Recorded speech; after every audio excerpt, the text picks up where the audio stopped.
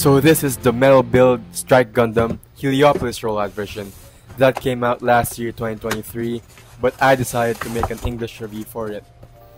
So this is the manual. We won't be needing that because I'll walk you guys throughout the video. As you can see, the styrofoam bed is included in every METALBUILD Gundam that you'll buy. It ensures the safety of the figure.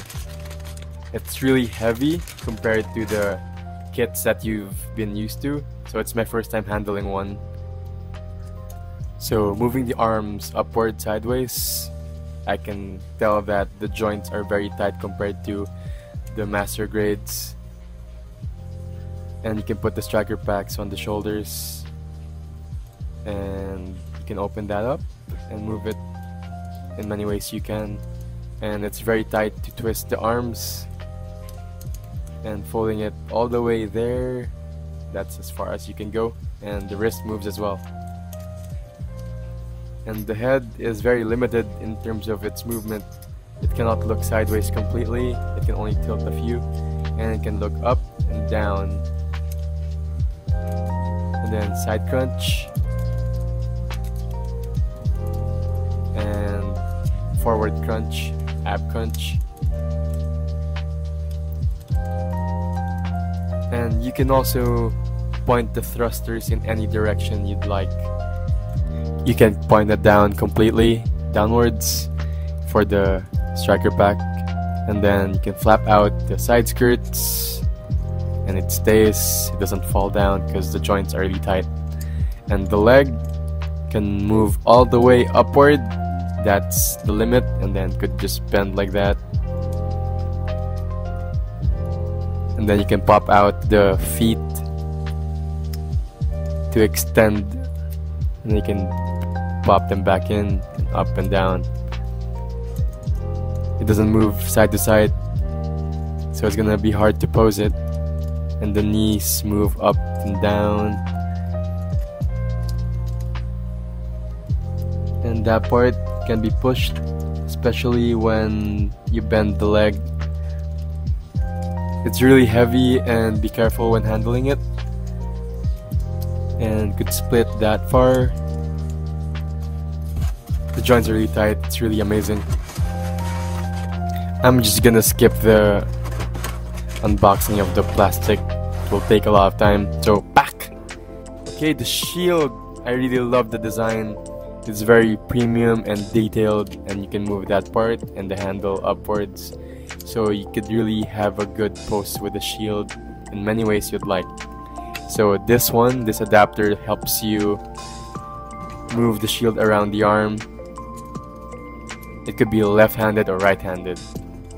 So it could be adjusted side to side and twist, turn in any way you like. See?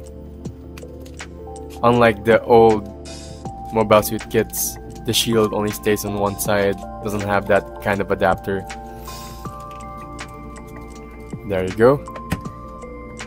And the armor Schneider only showed up at the beginning of the series and when Mulaflaga fought La Crusade.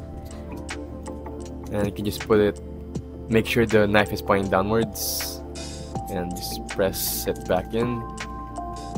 And that part, be careful, it comes out easily and it's pretty hard to put back.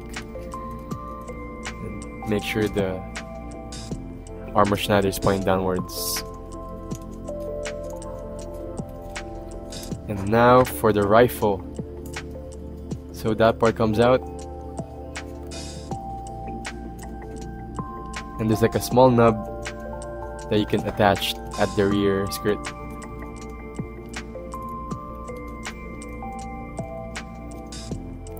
You can also attach it to the side skirt. You can pull out a nub and then plug it in.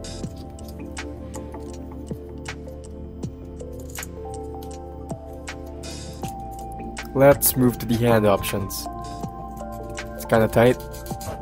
Putting it back is also hard. So these are the hands for the gun. Open palm for reaching out. And then beam saber hands. Beam saber hands also, but it has a different angle, maybe for stabbing. And it's quite easy to attach the hand and the gun together, but putting the hand back to the body is quite difficult. There you go.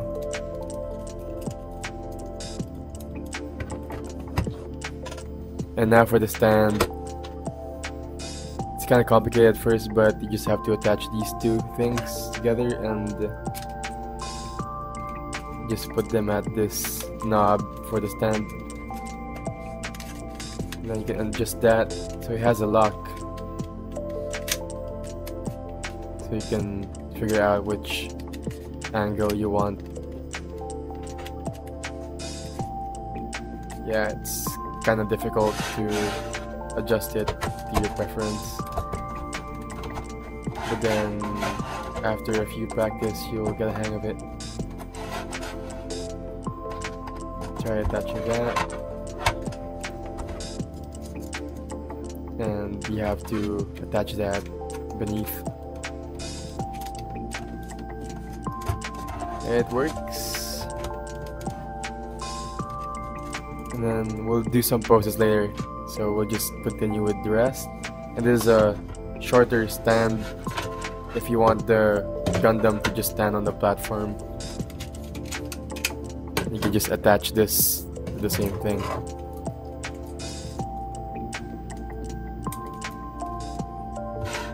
Sometimes you have to push it a bit more so you make sure it stays, so it doesn't fall off easily.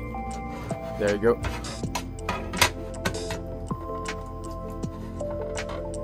Now you know how it works. Don't worry, we'll make some poses later with the stand and without the stand. So I'm just glad that they provide some extra V-fins or the antenna. It's easy to attach and detach, but they don't fall off that easily. And now we'll move to the Aile Striker Pack. I realized the boxes are pretty big for the parts inside. There's not much inside the Aile Striker Pack, and even with the Heliopolis Rollout version, there's so much space in between the parts. Maybe it's to protect them with the plastic encasement. So you can move the wings in many ways you like, tilted in certain angles, up and down. They look like blades, and the battery you can bring it up and down, and the rear thrusters move a little bit. And you can clip the whole thing. That's like the resting mode. And then the other thrusters, you can put it, and that's how you just twist it at the same time pushing it. There you go. It's a bit tight and you can move it around in so many ways. And that's how you put it.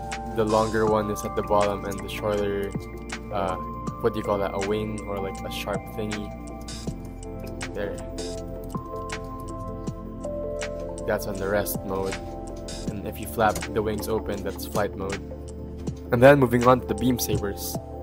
Pretty easy to attach, but we're gonna attach them first onto the wings. And you can move it a bit when you attach them. Points in a few directions. And what I dislike about this one is it's so easy to attach, and yet it's so easy to drop it. See? I wish they made it a bit more fixed, and it doesn't really cling to the strike so much.